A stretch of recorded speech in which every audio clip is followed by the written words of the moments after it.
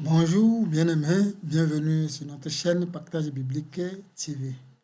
Vous avez devant vous le missionnaire Kodovi Adiola, appelé communément le frère Yahou. Alors, aujourd'hui, nous continuons avec les paraboles. Nous allons partager encore sur les paraboles selon le livre de Luc. Et aujourd'hui, nous allons partager sur ce thème qui va nous occuper aujourd'hui, les paraboles de l'homme riche et insensé. Parabole de l'homme riche et insensé, selon Luc chapitre 12, le verset 16 à 21. Alors, nous allons aujourd'hui partager sur ce thème, parabole de l'homme riche et insensé.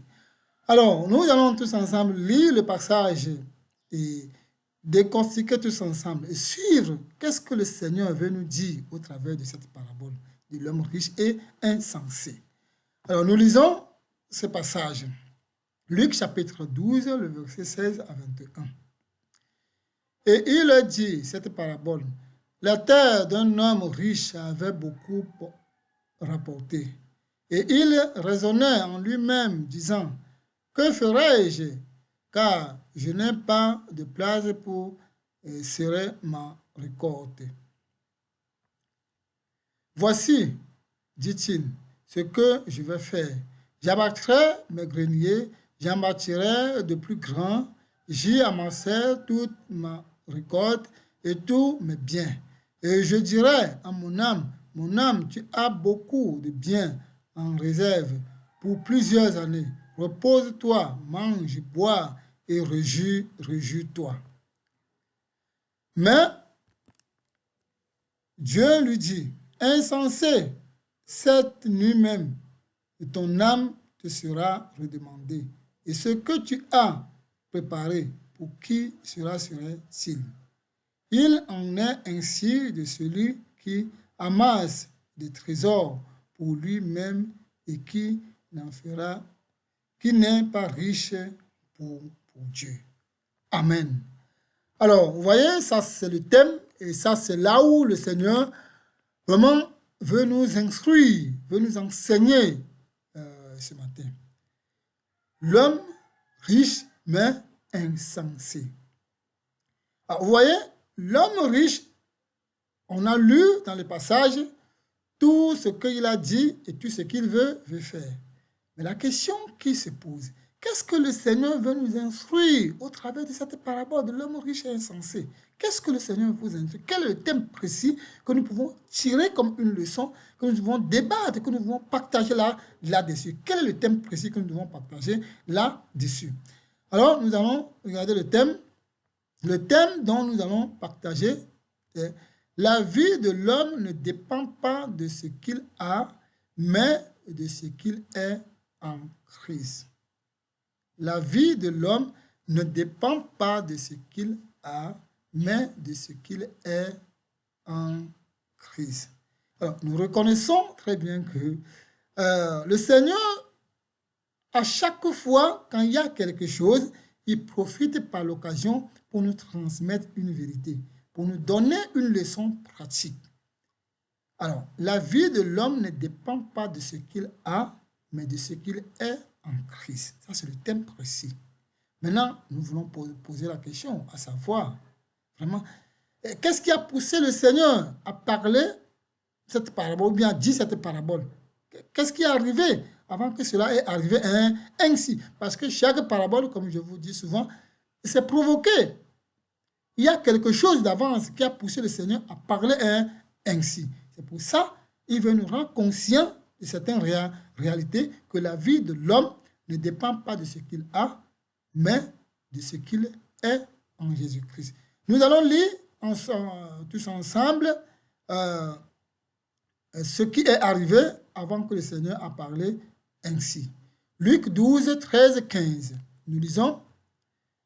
Quelqu'un dit à Jésus du milieu de la foule, « Maître, dis à mon frère de partager avec moi notre héritage. » Jésus lui répondit, « Ô homme, qui m'a établi pour être votre juge ou pour être votre partage? » Le verset 15. Puis il leur dit, gardez-vous avec soin de toute avarice, car la vie d'un homme ne dépend pas de ses biens, fût-il dans l'abondance. Amen. Alors, vous voyez, ici, on voit que c'est quelque chose qui a poussé le Seigneur à nous rendre conscients de cette réalité, de cette vérité, que la vie d'un être humain ne dépend pas de ce qu'il a, mais de ce qu'il est en Jésus-Christ. Quelqu'un de la foule, pendant que Jésus enseignait, quelqu'un de la foule s'est approché de lui et il a posé cette question. Maître, dis à mon frère de partager l'héritage avec moi, puisque leur père a laissé l'héritage et son frère a pris tout, peut-être qu'il ne veut pas partager avec lui. Et voyant que Jésus est un homme autoritaire, alors il a profité peut-être pour dire à Jésus de dire à son frère de partager l'héritage. Mais la réponse de Jésus peut-être ne correspondait pas peut-être à ce que celui qui posait la question attendait. Mais Jésus profite par cette occasion pour rendre conscient l'homme et celui qui a l'héritage, qui ne veut pas donner, et celui à qui on a pris l'héritage et qu'on ne veut pas aussi partager avec lui. Chacun doit tirer une leçon. Ça veut dire que le Seigneur s'est adressé les deux côtés. Et c'est pour ça qu'il dit, la vie d'un être ne dépend pas de ce qu'il a, mais plutôt de ce qu'il est en Jésus-Christ. Alors, nous allons encore regarder ceci, un exemple pratique. Alors, nous allons regarder un exemple de l'homme riche et Lazare.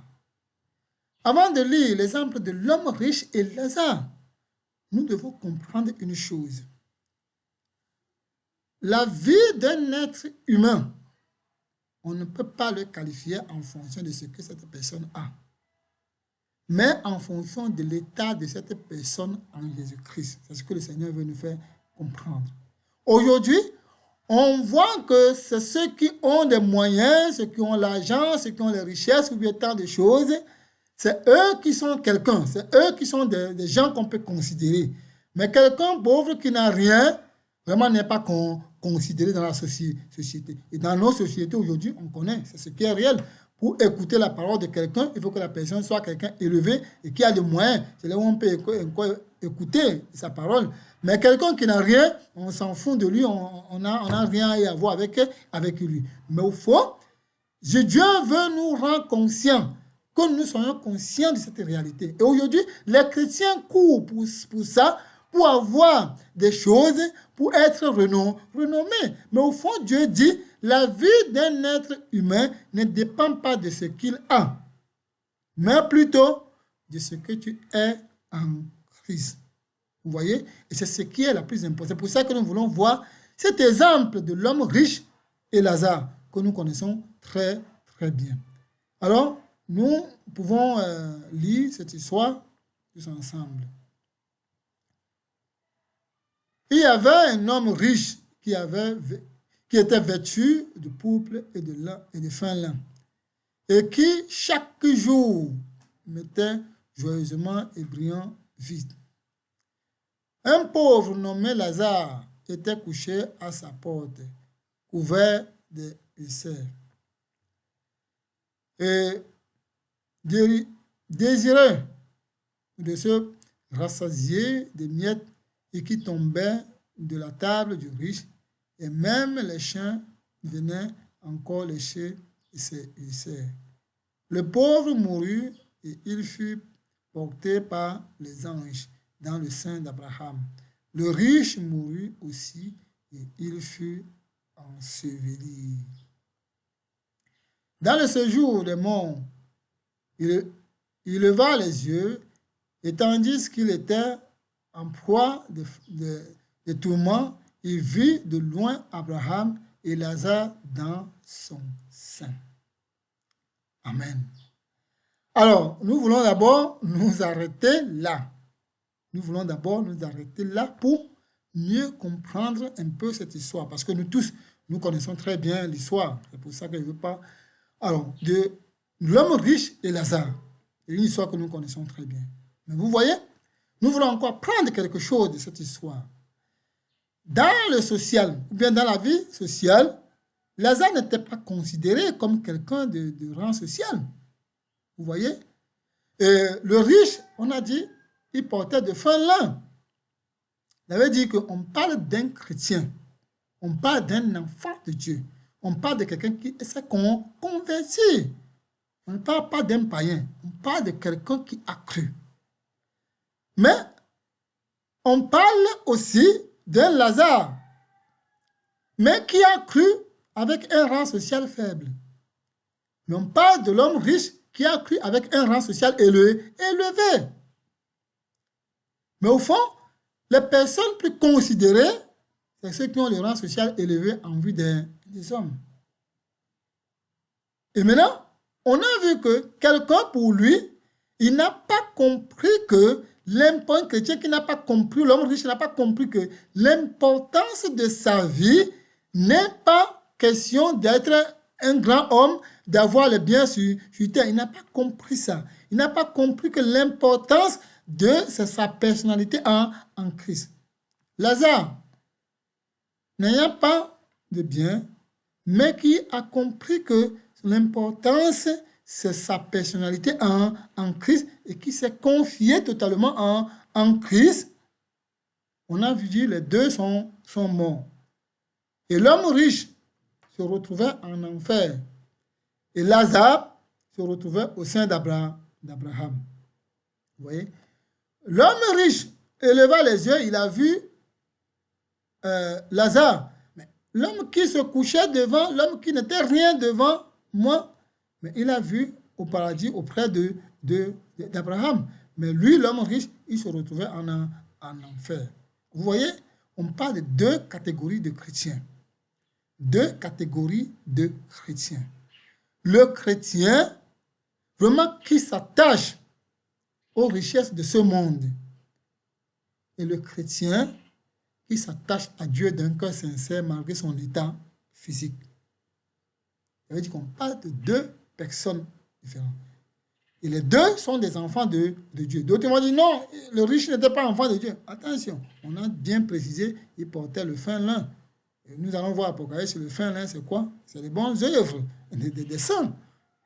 Vous voyez? Alors, ça veut dire que c'est quelqu'un qui a compris la parole, qui a cru. Mais il s'est attaché au bien-être, pensant que c'est dans le bien-être vraiment que nous sommes quelqu'un. Et c'est ce qui arrive à plusieurs en nos jours. Si tu es un homme de Dieu et que tu n'as pas de richesse et que tu n'es pas grand, on ne te considère pas. N'est-ce pas? On va dire, tu es quel homme de Dieu? C'est pour ça que tous les hommes de Dieu aujourd'hui, ils veulent rouler dans les grosses voitures, ils veulent faire vraiment qu'on connaît qu'ils sont quelqu'un. Mais au fond, ce n'est pas ça qui fait ta personnalité. Ce qui fait ta personnalité, c'est ta crainte de Dieu. C'est ta relation avec Dieu. Ce n'est pas parce que Lazare était pauvre qui fait qu'il est allé au sein d'Abraham. Non, tu peux être pauvre, mais tu ne connais pas ta personnalité, qui tu es en Christ, tu vas aller aussi en enfer. Ce n'est pas ni la richesse, ni la pauvreté. Non, c'est de connaître quelle est notre place en Christ.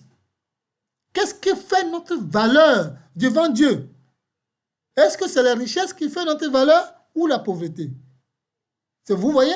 Alors c'est ce que le Seigneur veut nous rendre conscients.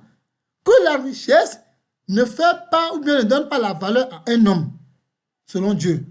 Mais devant les hommes, oui. Mais devant Dieu, la richesse ne donne pas la valeur à un homme. Ni la pauvreté n'enlève la valeur de quelqu'un. Non. Ou bien ne donne la valeur de quelqu'un. Non. Mais ce qui est la plus importante, c'est quoi? C'est notre position en Christ. C'est pour ça que cette parabole dit un homme riche mais insensé. Il n'a pas bien réfléchi. Ce n'est pas sa richesse qui est le problème, non, mais il est insensé. Il n'a pas bien réfléchi. Il comptait sur ses biens. Et si nous voyons les paroles qu'il a dit, il dit, mon âme, repose-toi. Tu as assez de biens. Vous voyez? Et lui, il compte déjà sur les biens. Et Dieu dit, même cette nuit même, je vais prendre ton âme. Nous devons comprendre que En réalité, ce qui fait vraiment la valeur de l'homme, ce n'est pas ses biens. Et Dieu veut rendre conscient les deux côtés, et le jeune homme qui a posé la question, qu'on partage les biens, et celui qui a pris tous les biens, pour dire que vous deux, il y a quelque chose de plus important que vous devez chercher. Si vous arrivez à connaître cette chose, toi qui as les biens, tu ne vas même pas chercher à les avoir. Et toi qui n'as pas, tu ne dois pas chercher pour partager avec ton frère. Parce que ce qui fait la valeur d'un homme, ce n'est pas le bien-être. Ce n'est pas ça. Même si on te donne toute la richesse, on prend à ton frère, on te donne, ce n'est pas ça qui fait ta valeur. N'est-ce pas? Même si on laisse ça à ton frère et qu'il a tout, ce n'est pas ça qui fait sa valeur. Notre valeur ne dépend pas de notre bien-être, bien de bien matériel. Non, c'est qui nous sommes en Christ. Nous regardons encore.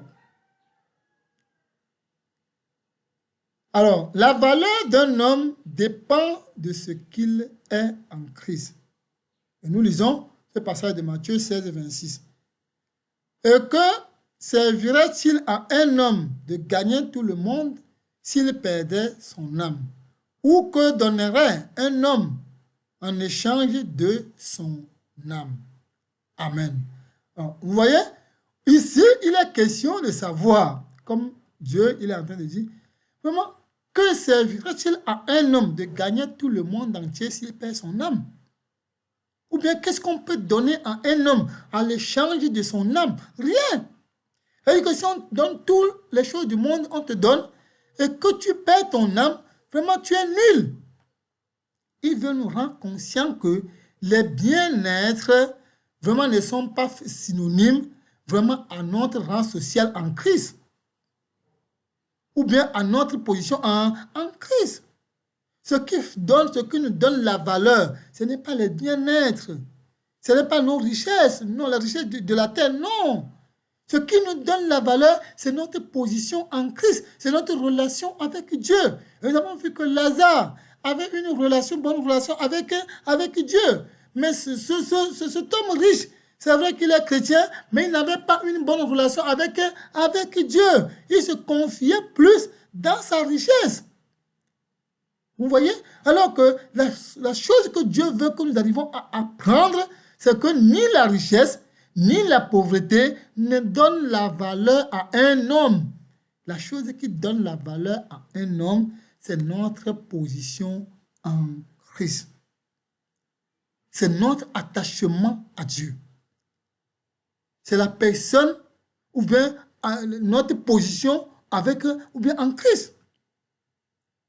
Vous voyez, ce n'est ni la richesse, ni la pauvreté. Non. Ou tu es pauvre, ou tu es riche, ce n'est pas ça qui te donne la valeur. Pour que le pauvre dise, non, parce que moi, je n'ai pas la richesse, je n'ai au paradis. Non, tu te trompes. Ce qui nous donne la valeur, c'est notre attachement avec Christ. C'est pour ça qu'il dit, à quoi servirait-il à un homme de gagner le monde entier s'il perd son âme? Vous voyez, ça veut dire que la chose la plus importante pour nous, c'est de réfléchir à la position de notre âme. Dieu veut dire à ces deux personnes, soit toi qui as l'héritage, soit toi qui n'as pas. Vous laissez ce qui est important et vous discutez sur ce qui n'est pas important. Tous ces héritages, toutes ces choses, toutes ces richesses du monde, ce ne sont pas des choses importantes pour nous. La chose la plus importante pour nous, c'est notre âme. De réfléchir à notre âme. Quel est l'état de mon âme? Quelle position j'occupe auprès de Dieu? Quelle relation j'ai avec Dieu? C'est la chose la plus importante. Nous lisons encore ce passage. Jérémie chapitre 9, le verset 23-24. Ainsi parle l'Éternel, que le sage ne se glorifie pas de sa sagesse, que le fort ne se glorifie pas de sa force, que le riche ne se glorifie pas de sa richesse.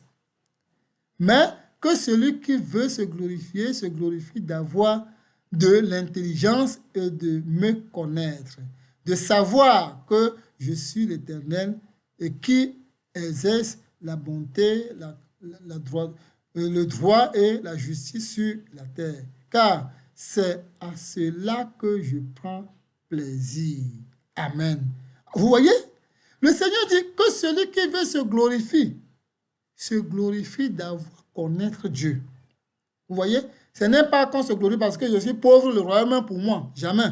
Ce n'est pas qu'on se glorifie, je suis riche parce que Dieu m'a béni, je suis enfant de Dieu. Jamais. Si tu es riche et que tu te glorifies, ce que tu as, ça t'appartient, n'est-ce pas, c'est Dieu qui t'a donné? Si oui, pourquoi tu te glorifies? Pour ce que tu as reçu. Vous voyez? Et Dieu dit, il faut que celui qui veut se glorifie d'avoir connaître Dieu. Et il ajoute encore, c'est ça, en ça que je prends plaisir. Je reviens encore dans ce passage. Il dit, car c'est à cela que je prends plaisir, dit l'Éternel. Le verset 24 à la fin, c'est ce qu'il dit. C'est à cela que je prends plaisir, dit l'Éternel. Vous voyez, le Seigneur prend plaisir en quoi? Il prend plaisir en quoi? Qu'on peut se glorifier d'avoir connaître Dieu. Qu'on peut se glorifier d'avoir été un enfant, un véritable enfant de Dieu. Nous pouvons nous glorifier d'être enfant de Dieu. Ou bien d'avoir connaître la vérité. Ou bien d'avoir suivre le Seigneur. D'avoir connaître Christ. C'est là qui devait être notre joie. Parce que c'est ça qui garantit notre âme. C'est ça qui garantit notre être. C'est ça qui donne notre valeur. Vous voyez? C'est pour ça que nous devons savoir que si quelqu'un se vante avec le bien-être, si quelqu'un se vante parce que lui n'a pas, c'est-à-dire que c'est en vain que vous vous glorifiez. La personne qui a droit de se glorifier, c'est celui qui a connu le Seigneur. C'est celui qui a fait l'expérience personnelle avec Dieu. C'est celui qui a reconnu cette grâce que Dieu lui a donnée. C'est celui qui s'est attaché à Dieu. C'est celui qui se soucie de son âme. C'est lui qui peut se glorifier. Parce que la seule gloire qui résiste ou bien qui vraiment peut durer à perpétuité, c'est cette gloire d'avoir connaître le Seigneur. Vous voyez? Et c'est pour cette raison que Dieu dit, c'est à cela que je prends plaisir. Nous lisons encore ce passage. Ecclésiaste, chapitre 8, le verset 8. L'homme n'est pas maître de son souffle pour pouvoir le retenir. Et il n'a aucune puissance sur le jour de la mort. Il n'y a point de délivrance dans ce combat. Et la méchanceté ne saurait sauver les méchants. Amen. Vous voyez? Ici, Ecclésiaste vraiment nous rend conscients de cette réalité. Que, en principe, l'homme doit savoir qu'il y a quelque chose que l'homme doit chercher en dehors de richesses et autres. Mais l'homme n'arrive pas à comprendre. Je reviens sur le passage. Le passage est vraiment très important. L'homme n'est pas maître de son souffle. Vous avez compris? Même si tu as toutes les richesses de ce monde, mais le souffle de vie, ça ne t'appartient pas. Et après avoir tout, et Dieu dit, remets-moi mon souffle de vie. Maintenant, tout ce que tu as, ça appartient à qui? C'est pour ça qu'Ecclésiaste, vraiment, il a fait ses expériences. Il a dit, il y a des choses que j'ai vues dans le monde ici, vraiment qui m'ont étonné. Quelqu'un s'est battu, il quitte le matin, il rentre le soir tôt, il n'arrive pas à dormir, il se bat pour avoir la richesse, et il a eu cette richesse, et après avoir eu cette richesse, Dieu dit, remets-moi mon esprit. Et maintenant, c'est celui qui n'a aucune idée, c'est lui qui vient s'asseoir et qui mange. Vous voyez? C'est lui qui vient s'asseoir et qui mange. Maintenant, tout ce que tu as fait, tu le fais pour qui? Vous voyez? Tu as souffert pour rien, mais au fond, celui qui vient manger, il n'a rien fait. Maintenant, tu as fait ça pourquoi? C'est-à-dire que l'homme ne connaît pas ce qui est important pour lui. Nous devons nous soucier de notre âme. Nous devons nous soucier de notre âme. C'est pour ça, je reviens encore sur le passage, il dit, il n'y a point de délivrance dans ce combat. L'homme n'est pas maître de son souffle de vie. Et il n'y a point de délivrance dans ce combat. Et en réalité, il n'y a point de délivrance dans ce combat. Pourquoi si Dieu dit, remets-moi mon souffle de vie, et que tu dis que non, moi je ne peux pas remettre. Tu es qui pour ne pas remettre? Tu n'es pas maître de ta vie. Vous voyez, c'est pour ça que nous allons voir. Il y a des hommes de Dieu qui se trompent pour dire qu'ils luttent contre la loi. Et ils luttent contre la mort, je vais dire. Et ils prient contre la mort, qu'il n'y ait pas de mort. J'ai lu dans les médias, cette semaine, il y a des pasteurs qui organisent 0 mort dans ma famille dans 2025. C'est-à-dire que dans l'année 2025, je prie pour qu'il n'y ait pas de mort dans ma famille. Est-ce que l'homme est maître de ses souffles? C'est-à-dire que ces pasteurs sont contre la volonté de Dieu sans se rendre compte. Vous voyez la futilité? Il dit, il n'y a pas de délivrance dans ce combat. On ne peut pas délivrer quelqu'un de la mort. Si Dieu dit, viens, il n'y a aucun être humain qui peut délivrer cette personne. Vous voyez que les pasteurs se trompent aujourd'hui. Les apôtres qu'ils appellent les prophètes, vous voyez comment ils se trompent pour dire que vraiment on prie pour que l'esprit de mort quitte. On prie pour que les gens ne meurent pas. Tu es qui? Vous voyez? Nous n'avons pas vraiment compris ce qui est important pour nous. L'homme doit chercher une relation avec Dieu. Je reviens encore sur ce passage. Il dit, et la méchanceté ne saurait sauver le méchant. Vous voyez? Que même celui qui est le plus méchant, que tout le monde a peur de lui, la mort n'a pas peur de... Si Dieu dit, remets-moi mon esprit, ça ne veut pas dire qu'il est plus méchant qu'il ne peut jamais mourir. Non! Vous voyez? L'homme doit comprendre qu'il n'y a pas de délivrance, il n'y a pas de combat dans ce domaine. Alors, si cela est le cas, vraiment, pourquoi l'homme se bat pour des choses de futilité? Pourquoi l'homme se donne pour les choses de la terre? Pourquoi l'homme ne se soucie pas de son âme? Pourquoi l'homme ne sait pas que ce qui lui donne la valeur, c'est sa relation avec Dieu? Nous lisons encore ce passage. Galates chapitre 6 sur le verset 15. Car ce n'est rien que d'être circoncis ou incirconcis. Ce qui est quelque chose, c'est d'être une nouvelle créature. Vous voyez? Ce n'est ni d'être circoncis ou incirconcis. Mais ce qui est quelque chose, c'est d'être une nouvelle créature. Et autrement dit, ce n'est ni rien d'être riche ou pauvre. Mais ce qui est quelque chose, c'est d'avoir une position en Christ. C'est d'avoir une bonne relation avec Dieu.